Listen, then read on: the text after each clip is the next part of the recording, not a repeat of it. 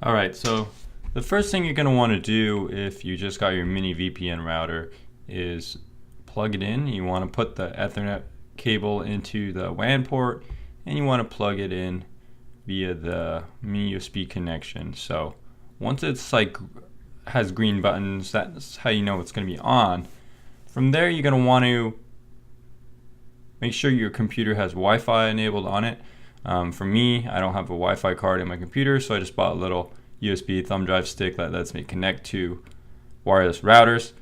So once you establish that Wi-Fi connection, you can start getting ready to connect to your mini router. So once you do that, you're going to want to go ahead and get Putty. So Putty is on this link. You could download it. I'll put a link in the description, so you can go ahead and check that out and download if you have 64 or 32-bit. So next thing you're going to want to do is install Putty. Pretty simple installation guide. You just put it there. Go ahead and do that. Wait a little bit for it to install. Alright, so once you get Putty installed, it's going to be pretty simple from here. You're going to launch the Putty app. You can do that by going into your Windows Explorer thing or whatever, finding it where you installed it. Now you're going to enter in 192.168.8.1, and depending on your IP address if you change it, but this should be the default option to choose. So let's go ahead and use that for now. And we're going to pick SSH and we're going to open. Now this next part, you're going to use your credentials from the GLI website that you set up. So that's when you first set up your router. It's not going to be the credentials that you log into your router to connect to it. But after you do that, you're going to go on the website and set up your credentials there. And those are the ones you're going to use. Same ones that you used on the GLI website. So for this, you're going to do root. And then after this, you're going to type in your password. And you'll notice that it actually doesn't show any characters. That's okay. It's just to hide your password for security, and you'll get into it. So this is what it's going to look like once you get into your setup process.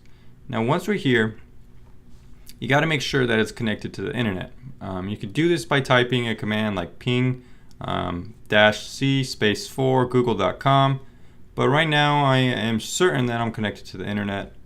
If you want, you could also just kind of go to a web page and load a web page. So we're going to update the software right now, and I'm going to do that by typing opkg update. Now it's updating right now. So it's downloading some stuff. It's a good sign. So you're just going to want to wait till this stuff is done. Looks like it's done. So after it's updated, we want to install the mini DLNA packages. And you can do this by typing opkg install mini DLNA. You're going to want to hit enter. And now it's going to download some more packages and things. Once this is done, I'm going to type in another code. Just wait for a little bit till it has some kind of message that tells you it's done.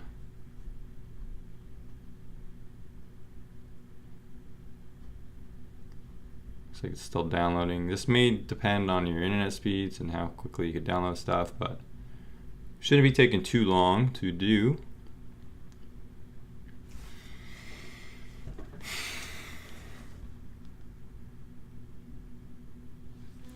Alright, looks like it's done. Now we're going to type opkg install Lucy app mini DLNA, and then just double check, make sure you got that right. opkg install Lucy app DLNA. Click enter. It's going to download some more stuff. Soon we're going to be on to step 8 as we are right now. That was quicker. So make sure that the mini DLNA runs every time the router boots. Now we're going to do that by entering etc.init.d/mini DLNA enable.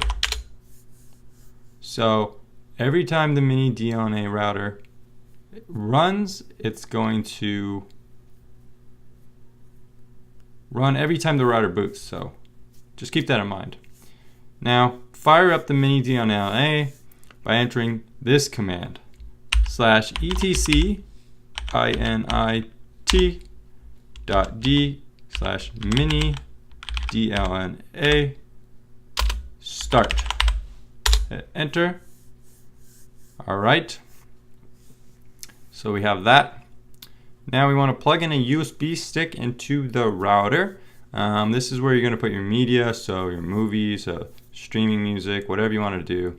So we're going to put some stuff on there right now and come back and show you how to test that out.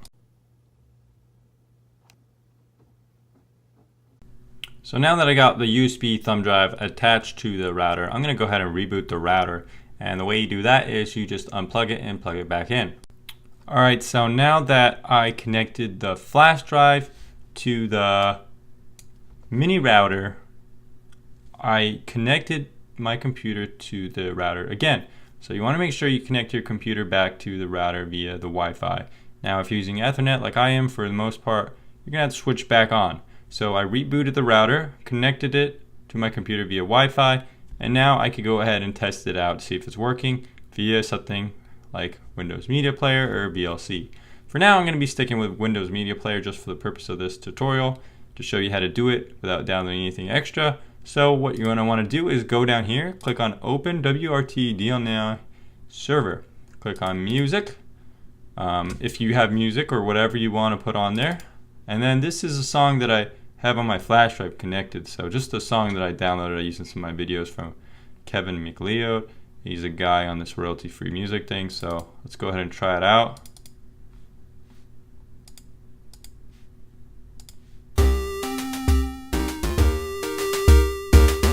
And there you go. You can hear Kevin McLeod, great artist, making some music right now. So there you go. We're going to pause. So that's how to set up this mini router with DLNA media server. As you can see, pretty simple to do. For advanced users, you can also access the OpenWRT setting menu on the top tabs in your router directory menu. I'll show you that right now. So you can see right here that I have the menu set up on my DLNA media server. You can see this is my flash drive connected, and here's some of the settings. You could click on it and you can actually see what's on the flash drive. So this is a really cool thing. You're not going to see many people doing this. It's a really creative way to get a media server running. What can you do with this? Well, you can, first of all, you can use this in the car on the go. You're not going to need internet. All you're going to do is connect this to power, and then from there you can connect your device to it to watch the content wirelessly via the Wi-Fi. If you want to do something like connecting your Fire Stick to this media server, that's also possible, meaning you could stream content from the flash drive onto your device connected to the Fire Stick. You could do a lot of things with it. You just got to be a little creative. So as you can see, it's not a very hard thing to do at the end of this video. So yeah.